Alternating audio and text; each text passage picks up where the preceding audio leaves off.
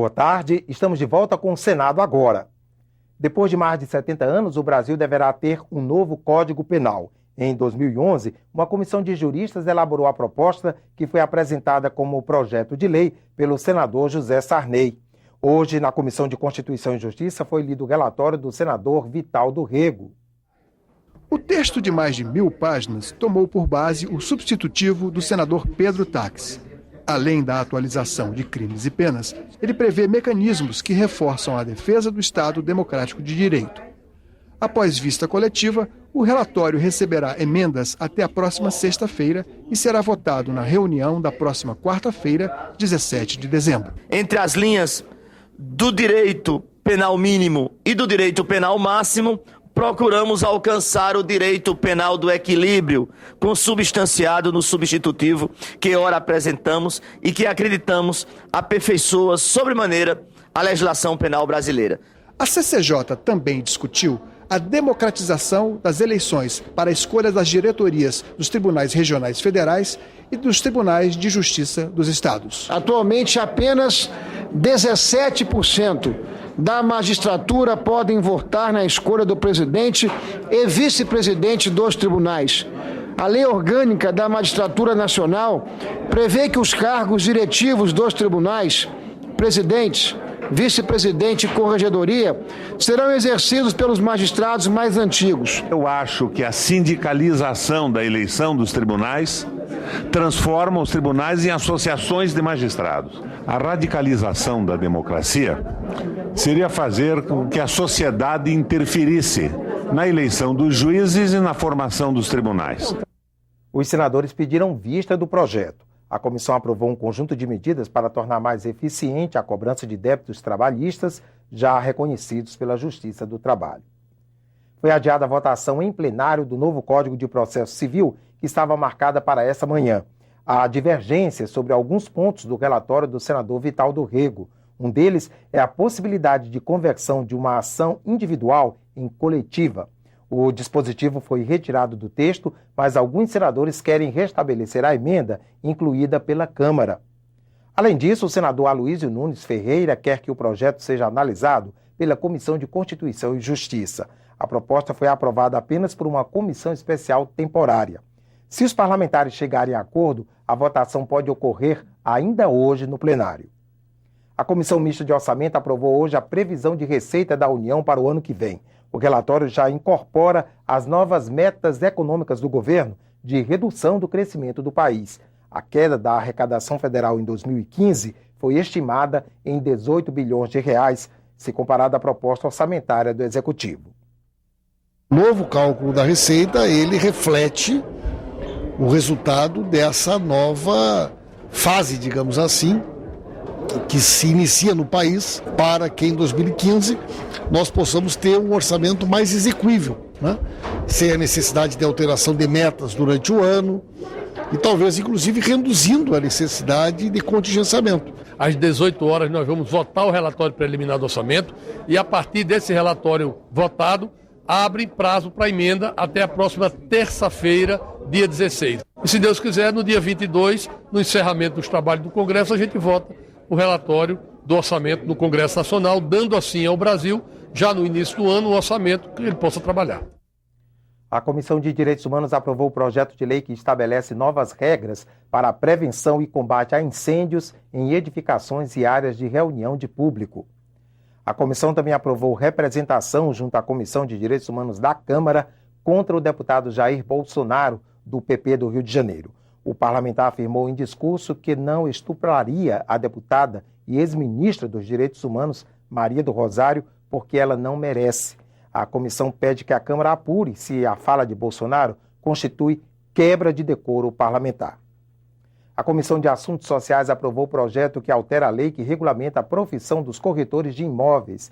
São 300 mil profissionais no país que deverão ter mais autonomia para exercer a atividade. O projeto pode ser votado ainda hoje no plenário do Senado. E, se aprovado, segue para a sanção da Presidente da República. Imobiliárias e profissionais do setor livres para se associarem fora do regime da CLT, a consolidação das leis do trabalho. O corretor de imóvel poderá trabalhar em uma ou mais imobiliárias de forma autônoma. O contrato deve ser registrado no Sindicato dos Corretores de Imóveis. A proposta está no Congresso há 7 anos. A aprovação do projeto foi bastante comemorada. Todos os contratos desse corretor associado obrigatoriamente vão passar pelos sindicatos. E os sindicatos vão dar apoio total a esses corretores de alguma forma, quer seja o corretor autônomo, quer seja o corretor associado e quer seja o corretor seletista. Essa flexibilização, ela assegura todos os direitos trabalhistas do corretor de imóveis, cuja atividade tem uma natureza diferente de quem trabalha numa fábrica ou quem trabalha numa loja, porque o corretor tem que, o cliente, o produto é um imóvel, então a natureza é diferente dessa relação. A Comissão de Assuntos Sociais também aprovou o relatório com a avaliação da Política Nacional de Assistência à Saúde da Mulher. O texto reforça o combate rigoroso ao câncer de mama e de colo do útero. As recomendações serão encaminhadas ao Ministério da Saúde e ao Tribunal de Contas da União. Eu acho que essas recomendações, elas precisam, daqui para o ano que vem, nessa mesma comissão, senador, que a gente faça uma avaliação de tudo que está sendo proposto em termos de acompanhamento, porque senão nós vamos ficar fazendo um relatório e não vamos ter como aferir esse relatório. A Comissão de Infraestrutura aprovou um desconto de 50% nas tarifas de uso dos sistemas elétricos de transmissão para quem produz a própria energia. A matéria segue agora a apreciação do plenário. Os senadores também decidiram que 8 sugestões aprovadas pelo primeiro Fórum Nacional de Infraestrutura, realizado pela comissão em março, vão ser transformadas em projetos. Entre elas, a que aumenta o limite de participação do capital estrangeiro nas companhias aéreas. Desta vez foi rápido. O Congresso gastou pouco mais de 2 horas da noite dessa terça-feira para concluir a votação do PLN 36, que muda a Lei de Diretrizes Orçamentárias deste ano. A proposta permite ao governo descontar da reserva para pagar juros da dívida pública tudo o que gastou com investimentos e desonerações tributárias. O projeto agora vai à sanção presidencial. O texto principal do projeto encaminhado pelo Poder Executivo havia sido aprovado na semana passada em sessão que durou quase 19 horas. Mas restava ainda a apreciação de um último destaque. Eu estou falando de despesas discricionárias que o governo faz se entender que deve fazer. A minha emenda propõe que essas despesas na LDO, que estamos mexendo nela de 2014, essas despesas discricionárias não ultrapassem as despesas discricionárias do ano anterior. O PSDB e o DEM chegaram a apresentar requerimentos na tentativa de obstruir os trabalhos. Um deles pedia a análise de outros projetos de lei antes do PLN 36, mas nenhum foi aceito pelo presidente. Às 8 da noite, os parlamentares governistas derrubaram a emenda. É lamentável que menos de 20 dias para o final do regime fiscal do ano, você tem uma alteração na lei de diretrizes orçamentárias, o que mostra claramente o descompromisso, a falta de compromisso do atual governo com relação às metas gerais econômicas e que significam, em termos práticos, reflexo direto no aumento da inflação, da taxa de juros e no crescimento zero que a sociedade brasileira hoje está percebendo. Não foi uma votação entre quem respeita ou não respeita a lei de responsabilidade fiscal. Todos nós respeitamos, mas quando a conjuntura econômica muda, é preciso adaptar as condições da política econômica interna do país para garantir o emprego de cada brasileiro, que é, acredito eu, a vontade da maioria, o fundamento mais importante de uma política econômica, garantir o emprego de cada cidadão brasileiro. É importante nós concluirmos a apreciação da LDO. Não há como alterar a LDO sem que essa alteração entre no grau de disputa que entrou. Foi assim esse ano e foi assim em 2001, quando o governo Fernando Henrique alterou a LDO. Daqui a pouco, às 2h30, a CPI mista da Petrobras se reúne para a apresentação do relatório final dos trabalhos de investigação.